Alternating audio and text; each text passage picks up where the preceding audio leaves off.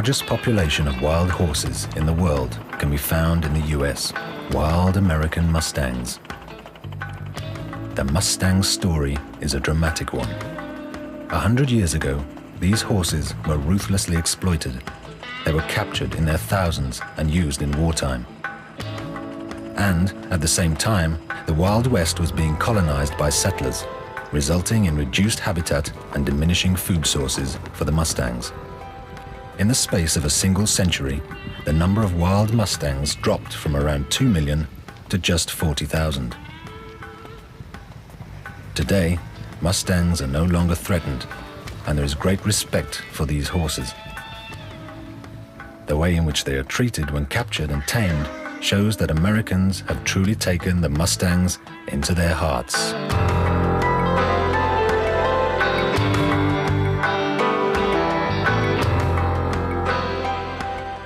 Wild Mustangs live mainly in the western states, particularly in the state of Nevada.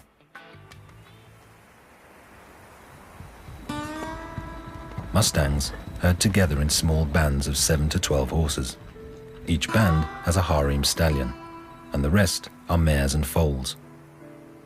The stallion is almost always at a slight distance from his harem, keeping a watchful eye out for rival stallions.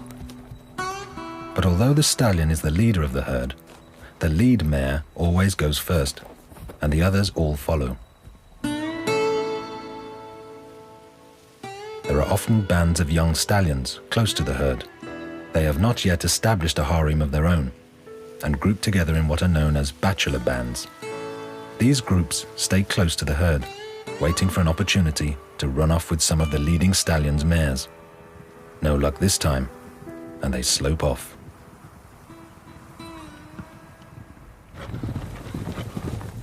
Mustangs were originally tame horses brought over from Spain to America 500 years ago. The horses which escaped the Spaniards have run free ever since, living by the laws of nature out on the great American plains in an open and harsh environment. The American authorities want to maintain the population at its current level. The authorities estimate that on the open spaces left in Midwest America, there is only enough food and water to maintain a population of about 40,000 wild horses.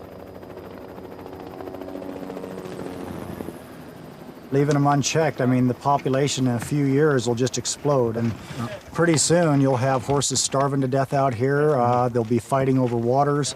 They'll drink water holes dry because some of the waters are very limited on how much they produce. Mustangs are very prolific, and the population would grow annually by many thousands if the numbers were not kept in check. To keep the population at the current 40,000, the American authorities have to gather around 10,000 wild horses each year.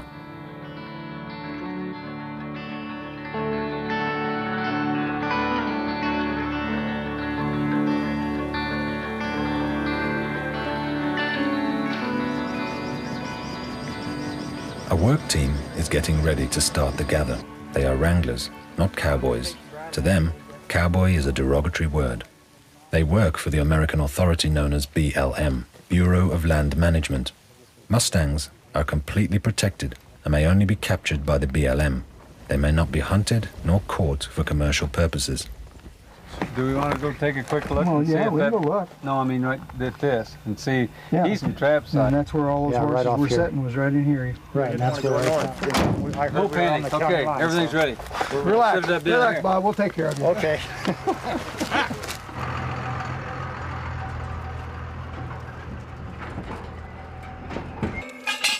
Traps are strategically set to blend into the landscape.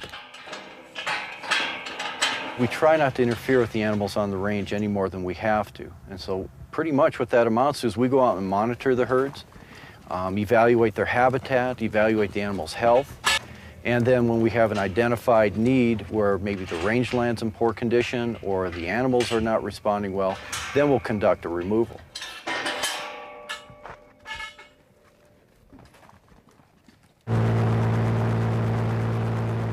Even before the trap is finished, pilot Jim Hicks is sent off in his helicopter. Helicopters and wranglers on horseback are used to gather the wild horses. Jim is probably the best horse pilot that they've ever had or ever will have.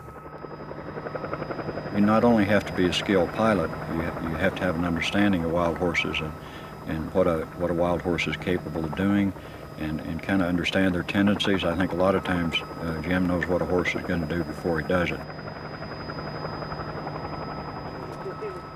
The inside of the trap is almost ready.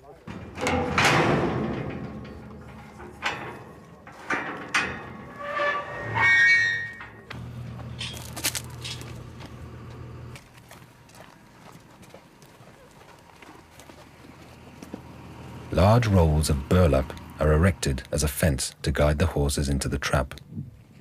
The horses see the burlap as a wall they cannot go through. Jim Hicks has found the first herd. He waits with driving them in. Firstly, he wants to get an idea of how many herds are in the area.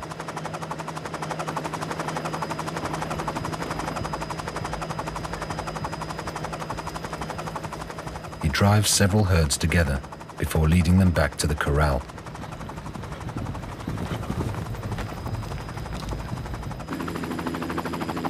A dust of cloud reveals a new herd of Mustangs.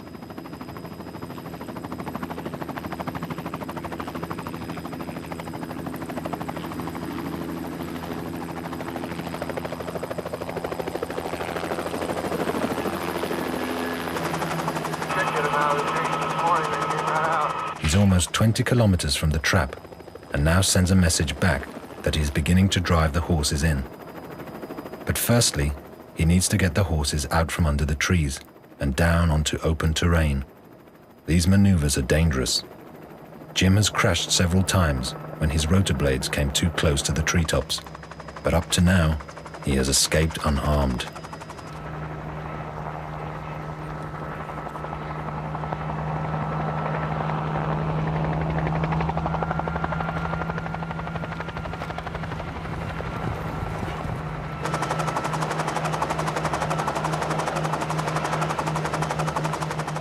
Three stallions have run off. The stallions are the most difficult to drive in, and they are not as easily frightened by the helicopter. On previous gathers, Jim has had to get close to the ground, pushing the stallions with the helicopter's skids in order to drive them back into the herd.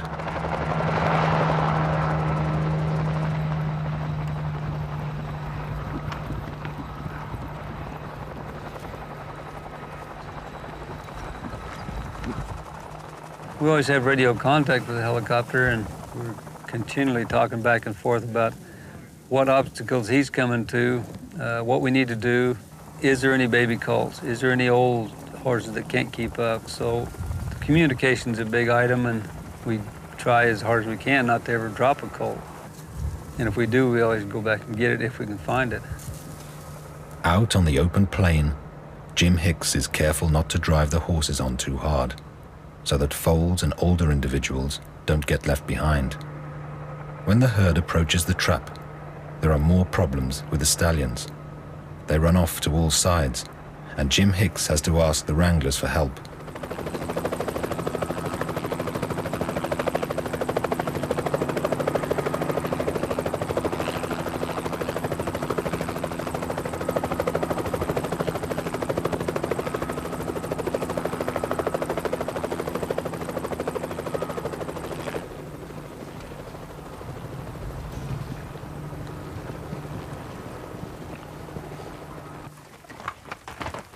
Dave gets the specially trained Judas horses ready.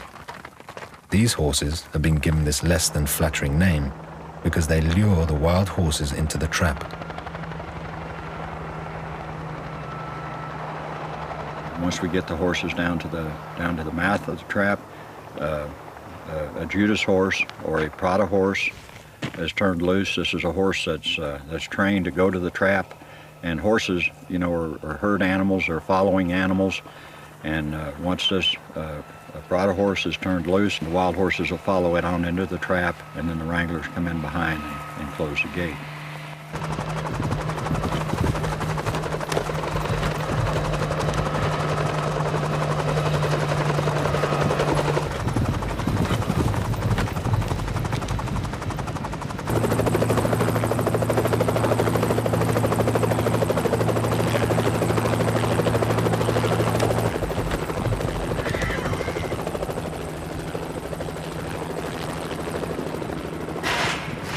the Judas horses are immediately separated from the wild ones.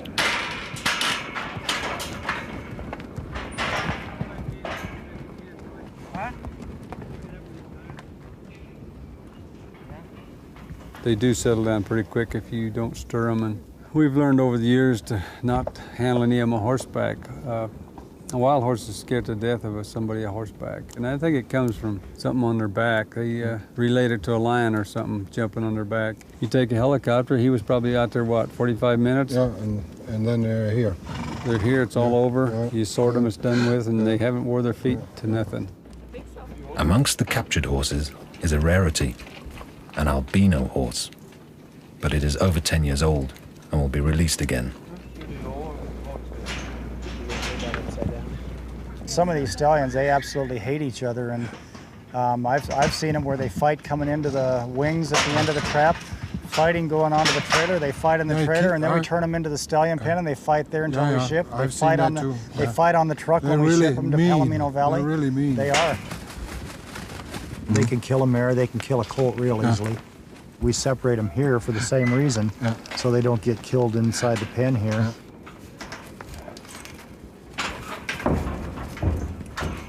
Back whenever things were first starting, there were more horses lost. I know when I first started in the horse program, up to 5% was acceptable death loss, and now if you get over 1%, they're questioning what's going on.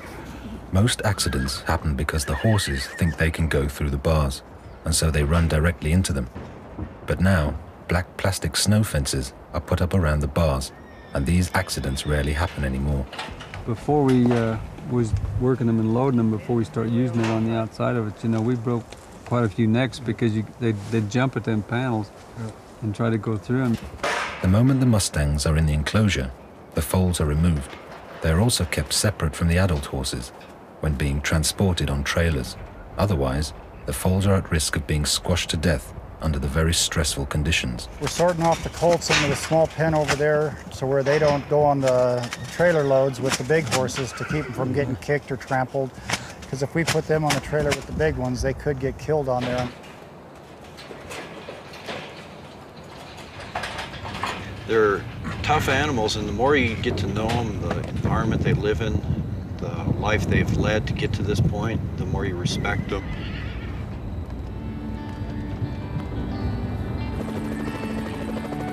The gathers continue until late afternoon.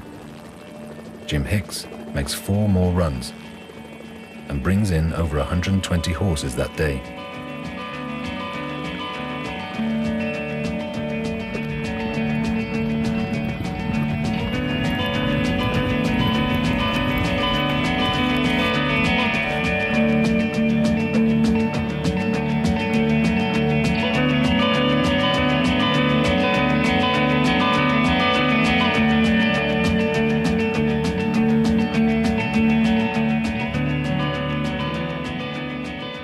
After 5 days, around 400 Mustangs have been caught and are transported to Palomino Valley.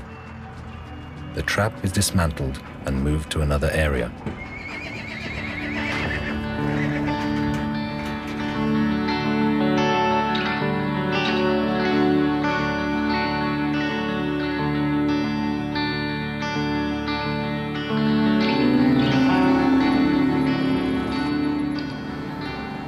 Palomino Valley is the American authorities' central reception area for captured Mustangs. There is space here for around 2,000 horses. The last of the captured horses arrive.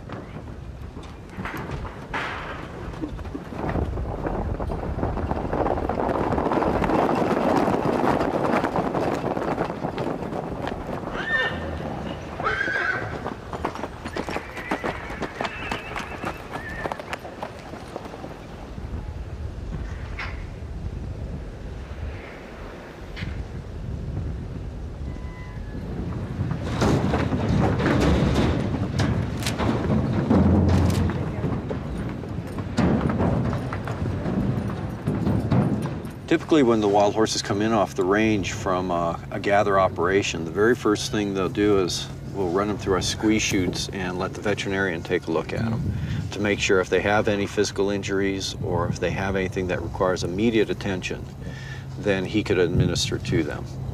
And then after that, what they'll do is give them the normal range of vaccines for a domestic horse. And then we also give each horse an individual identification number. That's that freeze mark that you'll see on their neck. Each animal is individually identified. It'll tell the age of the horse, and that's tied to another code that we assign to the animal called a signalment key, which is based on the sex of the animal, the coloration of it, face whorls, and that way through our computer system we can track each individual animal. Once it receives its freeze mark and its vaccinations, we turn it out into these pens. And we'll keep it for at least 30 days so that it could get its booster vaccinations.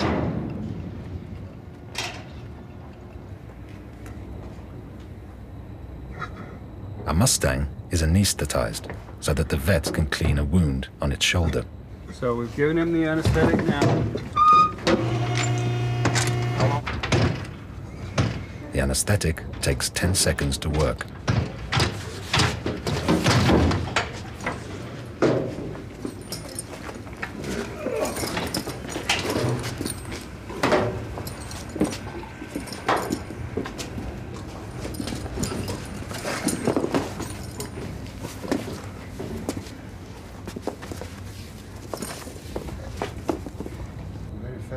The wound is disinfected with iodine. And then you're in trouble unless you should. Better than small animal surgery. The vet lances the wound and presses out the pus.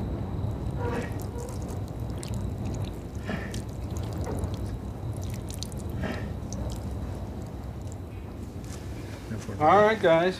You want to try this other hole, Rick? The wound is superficial and will heal quickly.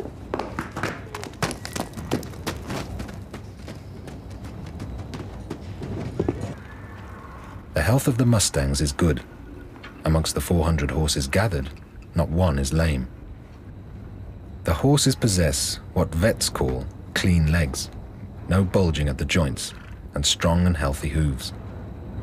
You could ride them for weeks and weeks and never shoe them because they have perfect hard feet. You take a saddle horse, keep him in the corral for 10 years and shoe him every 6 weeks. What do? You halfway destroy their feet. You do, yes. You destroy their ability to pump blood to their feet. When you wear your feet down, like these are, then you have terrific, healthy feet. Actually, to shoe a horse, you should shoe him for 6 weeks and then trim him down and turn him out for a month. 6 weeks, 2 months, that's the limit.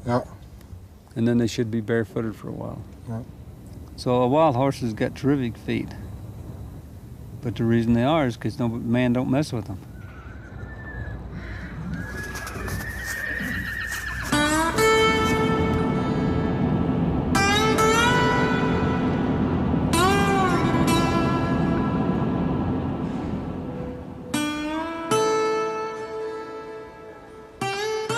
In the mountains here at Snake River, something very dramatic happened over 3 million years ago.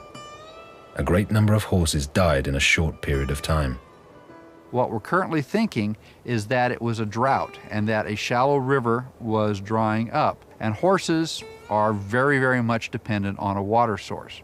So eventually you're going to have the animals dying out, and you can imagine the bottom of this dried up river covered with dead horses. This mass death has left the area around Snake River with one of the largest collections of horse fossils in the world. What makes this particular site so exciting is that it is the single largest sample of the modern horse genus Equus. And so we're looking at a population of animals, over 200 that have been found here, that allows us to really understand the origin and the evolutionary history of the modern horse group. The fossils are embedded in hard rock and are impossible to remove on site.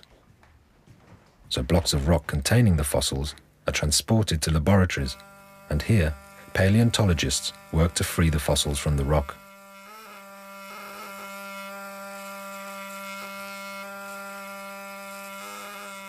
The horses found at Snake River are the forefathers of all living horses today. This is the oldest and the first species of the modern horse genus Equus. So we can think of this as the ancestral form, not only for Przewalski's horse, but for what eventually gave rise to zebras and donkeys. So this is sort of the basic model from which the other living horse lineages could be derived. So what did it look like? The forefather of horses. If you start looking at details of the skeleton, we can say it's really more zebra-like than horse-like. And apparently some features of the skeleton suggest that this was very much like the living Grevy zebra in Africa today.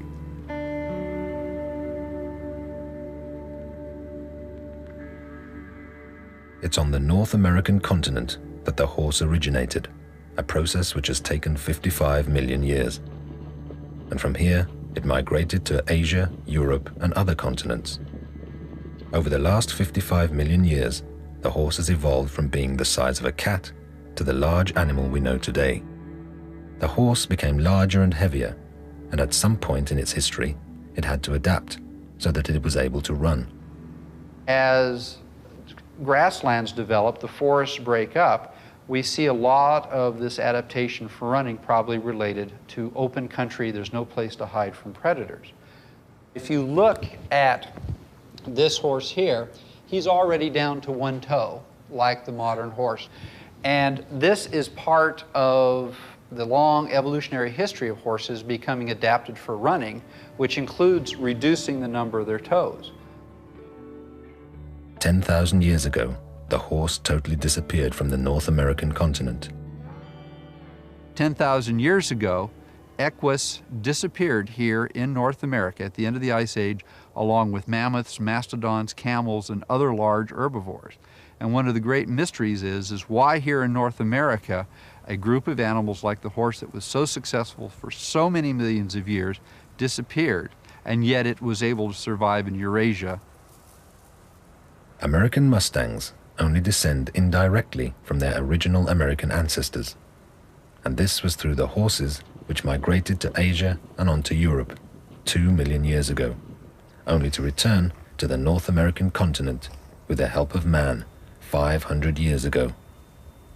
The horse returned home to its place of origin.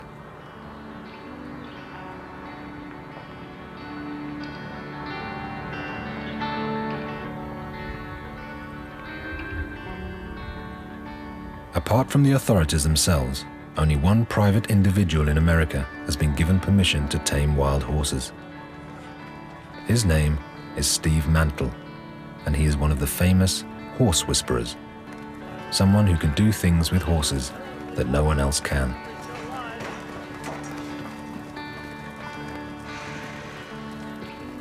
The newly captured horses are sorted. Stallions over a certain age are removed.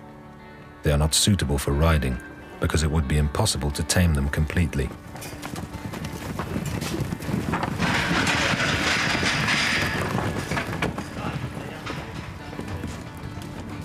The stallions will be released into large sanctuaries. It is necessary to be able to identify them from the air, so they are freeze marked with an extra large identification code.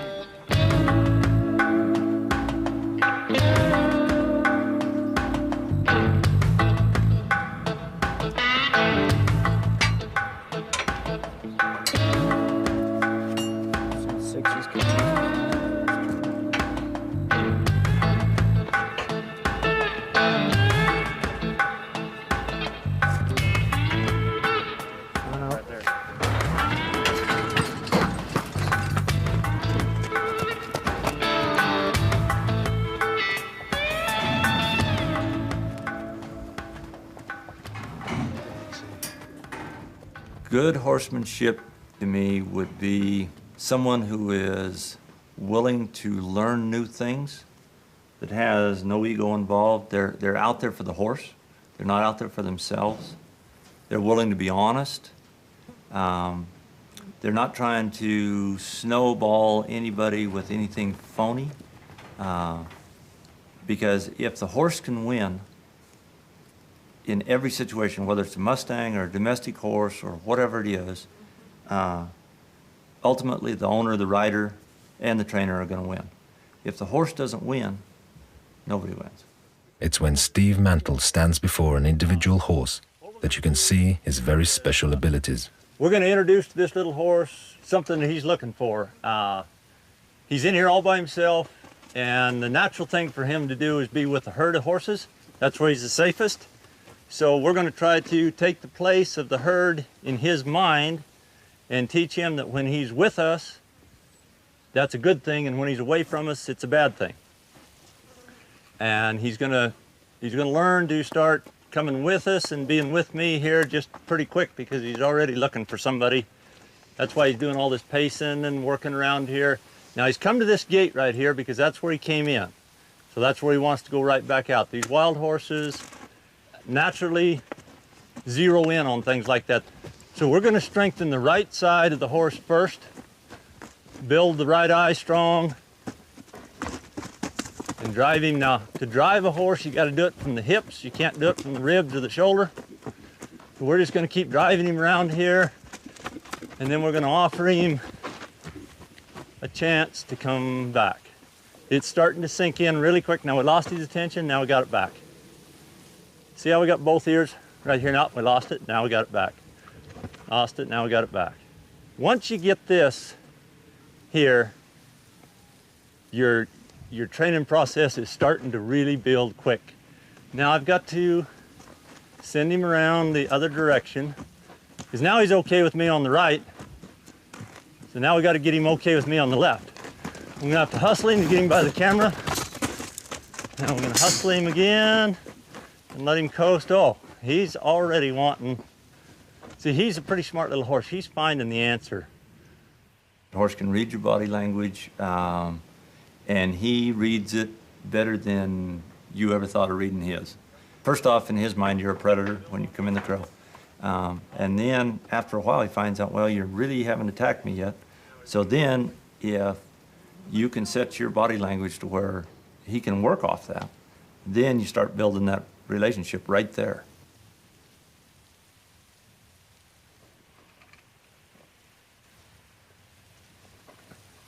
Now, believe it or not, this horse has never been worked. He's been run through the chute, castrated, and branded, and that's it. But like I say, now see, he's having a hard time staying here, so we're going to put some pressure and get him hooked back on. Now we're going to come again and get another adjustment there. That's better.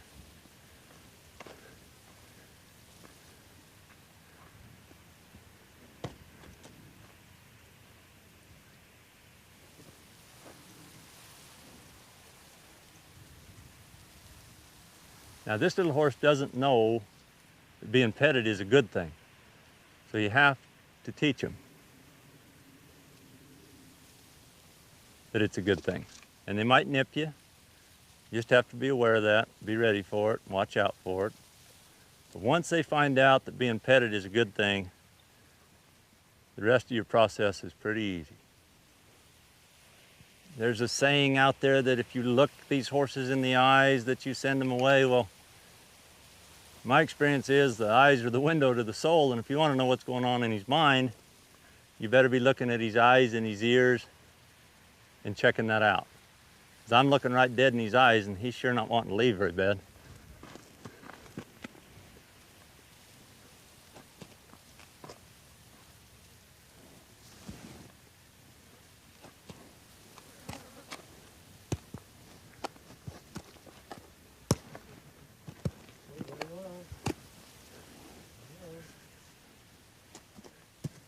Now, I don't know what we've been at it, a half hour, 45 minutes maybe? Yeah, and that is quick. Yeah, and we've got a 2-year-old wild Mustang that is really, at this point right here, not a whole lot different than a domestic 2-year-old that's been run out on the range. The only thing is his sense of self-preservation is like up here, and a domestic horse is down here, because every horse has it. I mean, that's how they survive. We're going to use this flag as a training tool rather than a weapon. So many people use this flag as a weapon because they get scared and they don't know what else to do, so they just shake the daylights out of it. We're going to let him check it out.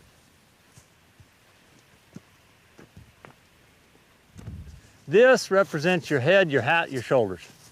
And if the wind blows your hat off and it comes floating down to the ground, it's going to bother him if you haven't taken this away. Now, if you're out riding this horse someplace and a plastic sack blows by, I see that front foot come off the ground right there. He had to, natural. I mean, he couldn't help it. But pretty quick, he'll just stand here and this will go floating by and he won't even look at it. Okay, now he's set himself up for us to see if we can't teach him something. We're just gonna put enough pressure there that he just made the turn right there. And now he is just so tickled. He knows he did something. He don't know what he did, but he did something. And it turned out to be pretty good because he was really troubled with that rope around behind him. He worked himself out of it. And there was no more pressure. And then now we're in here and we're going to give him just a little bit of reward. Let the horse learn that he can work off the pressure and he can find release and relief when he comes off that pressure. If the pressure's never released, he has no incentive to come off of it. But if it is, he'll start out to where they're resisting it, then pretty quick they're accepting it, and then they'll be turning so light and handling so nice because they're craving it. I mean, it's like, oh yeah, I can do this. And they want to do it. If he wants to go on by, that's fine, because what we're going to teach him is by going on by, he's going to get into pressure. But if he stops right where you are, there's no pressure. Whoop. It's okay, he got a good education right there. That didn't hurt him at all. No. After just 2 hours' work, Steve Mantle judges how far he has progressed. If the horse allows him to lift its leg, he has won the horse's confidence. The legs are extremely sensitive, and many horse owners, even after years of riding, are not allowed to touch their horse's legs.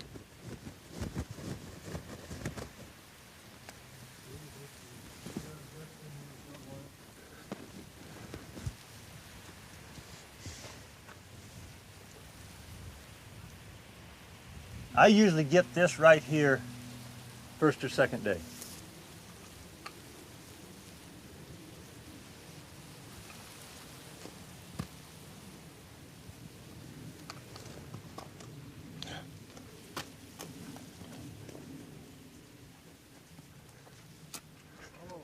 Do you think this trust you gained here will the horse give that to another person, or do you step very much back if there's another person coming in? You want to try me out?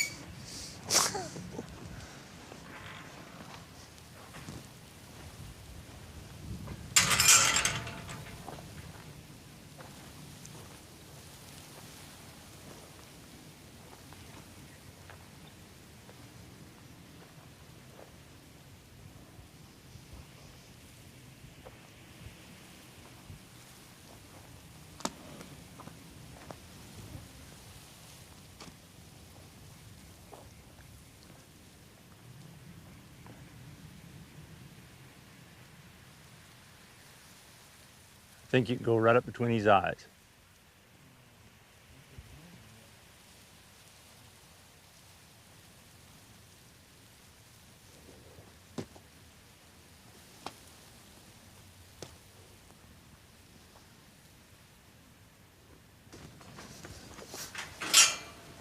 After you, sir. I really admire them. To me, they're like the coyote. They're adaptable. Probably the last three things left on the face of this earth will be them, the coyote, and the housefly.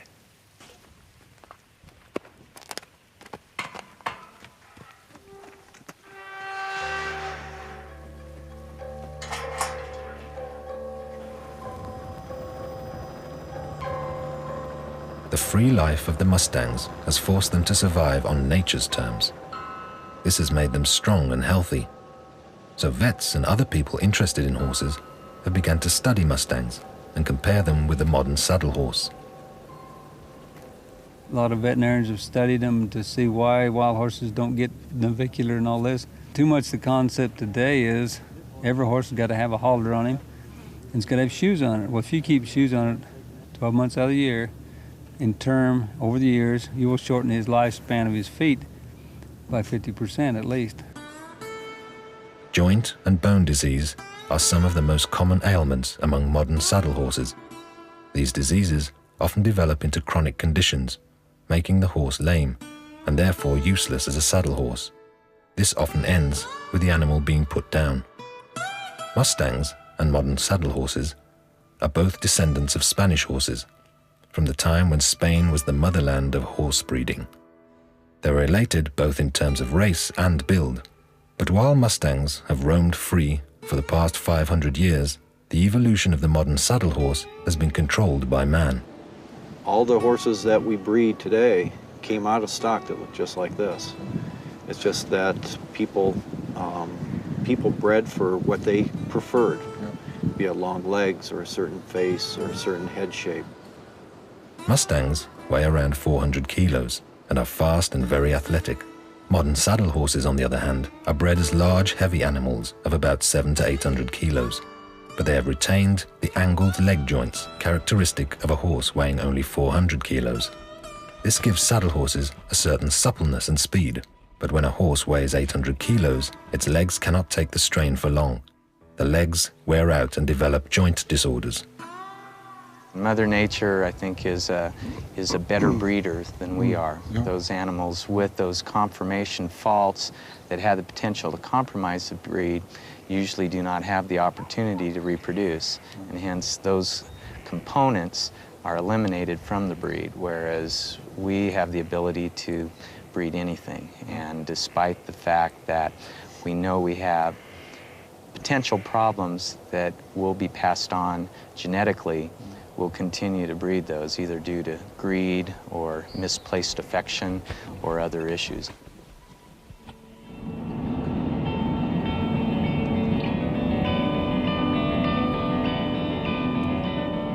Riverton, Wyoming is home to one of the 5 state prisons in the USA where wild Mustangs are tamed. It's an open prison with 150 inmates. They have served part of their sentence in other prisons and must exhibit good behavior to be placed in Riverton. Some of the things they learn about here are farming and how to train wild Mustangs. Well, it's different coming to prison and serving my time doing something I like. I'm not no top hand on training a horse, but there's quite a difference between a wild horse and a domestic horse.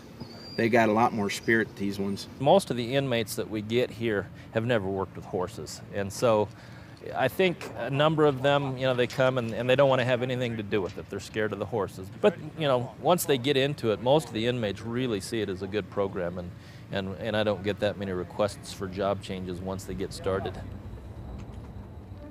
17 months and you still don't get used to it. It's like better than a cup of coffee in the morning. It's just a big rush. It's fun though. You're not nervous about it? 12 years ago, there were a number of prisons the BLM would use to train the horses, and we saw that, and we saw that as a really good opportunity to introduce, the same program here at the Honor Farm, and it looked like it would fit really well with what we tried to do, which is that focus on work and trying to give inmates a sense of accomplishment and a sense of pride in what they're doing and a sense of, if they work hard and do the right thing, that they're going to do well. For educational reasons, training proceeds on different levels. Newly arrived inmates start at level 1 and only work with completely untamed horses. A little bit nervous, yeah.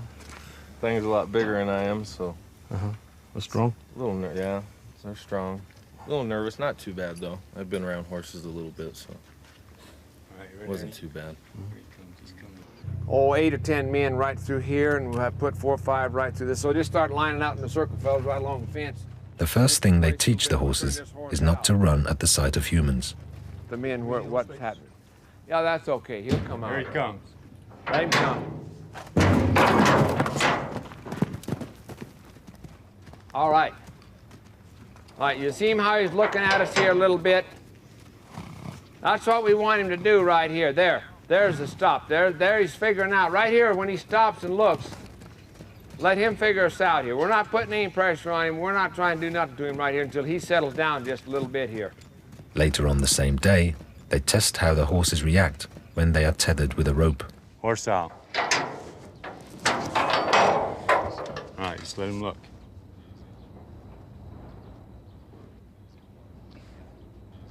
This is what we like right here. If we can get that horse looking, there's the first step of leading right there. See there? And see, the boys hadn't even pulled the rope there. So that tells us right there that horse is willing to do what we want him to do. This is a nice horse right here. Keep his nose to you just a little bit.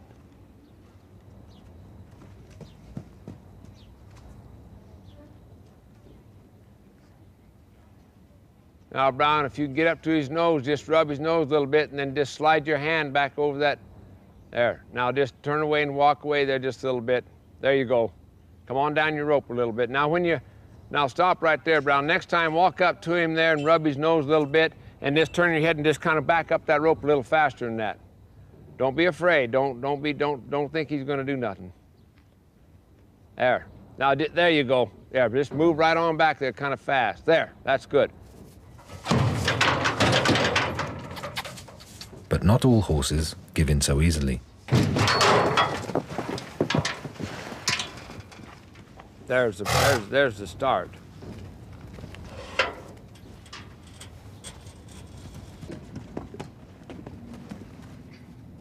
We ask the horse to come around. We ask him to stop. We ask him to wait for us.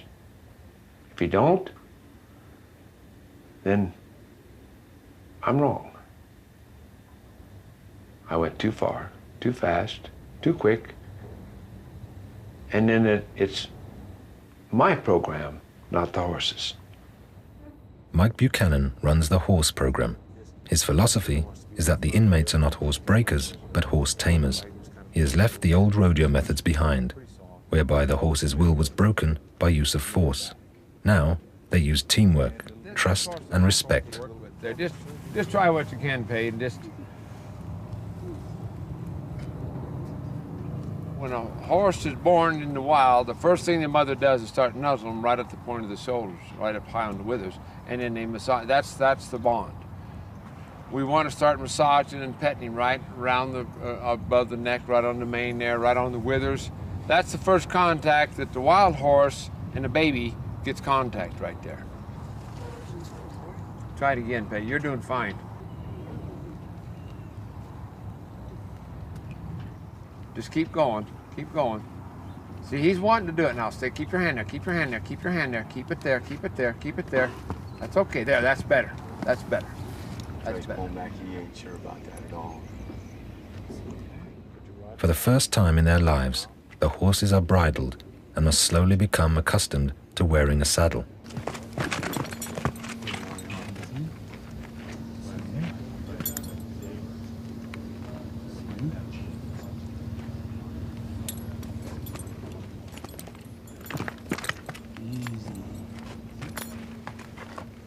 Sometimes if you just reach underneath them like that, you get this, you might be all right. First, when we saddle them, they're a little bit rough, you know, but after a little while, they gentle down. They know we're not going to hurt them, you know, so they trust us.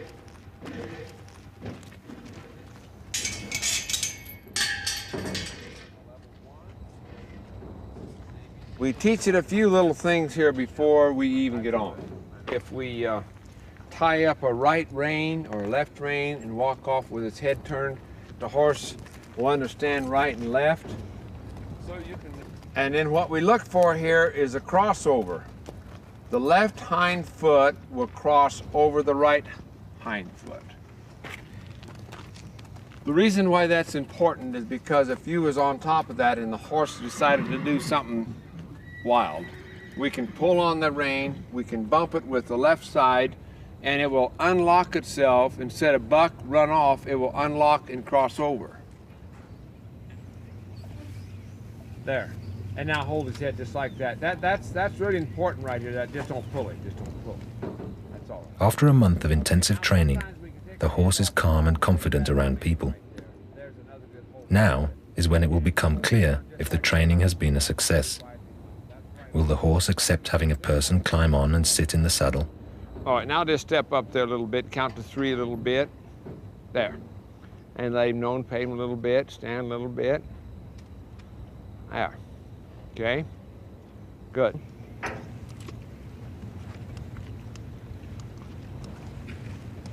Now, if you want to just stay right there, we'll turn this horse loose and then we'll see what happens.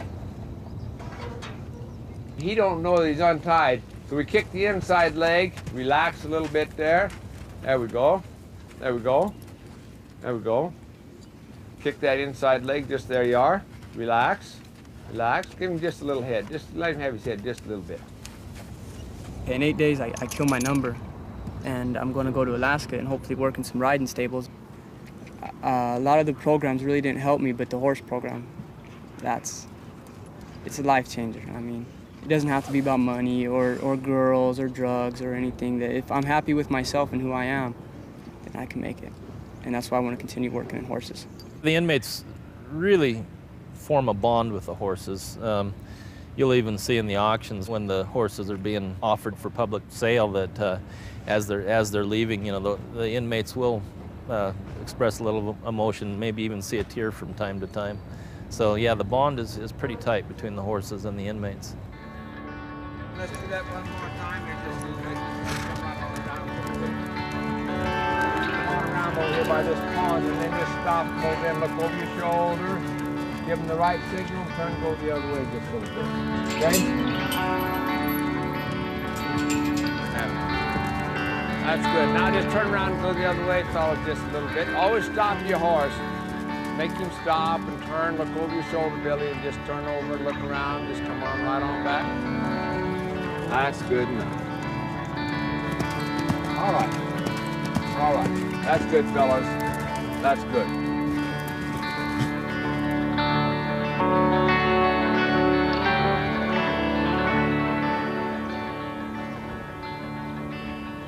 Adoption is the last stop on the Mustang's path from freedom on the plains to a new life around people. The trained Mustangs are sold at auction, although it is called adoption because of the stringent restrictions regarding their sale. People must apply to become approved as adoptees and are obligated to give the horse a good life. The authorities constantly check that people live up to these obligations. If during the first year it becomes evident that a horse is suffering from neglect, the authorities can take it back. Adopting a Mustang has become very desirable, especially the rare Mustangs with Spanish blood in their veins, which are sold for large sums of money. It was a real surprise for us when we came in on Monday morning and heard that we had a wild horse adopt for $19,000. We have a lot of horses adopt in the $1,000 to $2,000 range, special animals, especially those that have been trained through the correctional facilities. But $19,000 was unique, and I hope we could see that again someday. Experienced horse owners brave enough to adopt an untamed horse can acquire a pure Mustang for an administration fee of only $125. Horses that are too old to be tamed or adopted are not put down, but released into large grassy sanctuaries in Oklahoma and Kansas, where they live until they die a natural death. The wild horse is a symbol of the West and the frontier movement, and it will always be that way.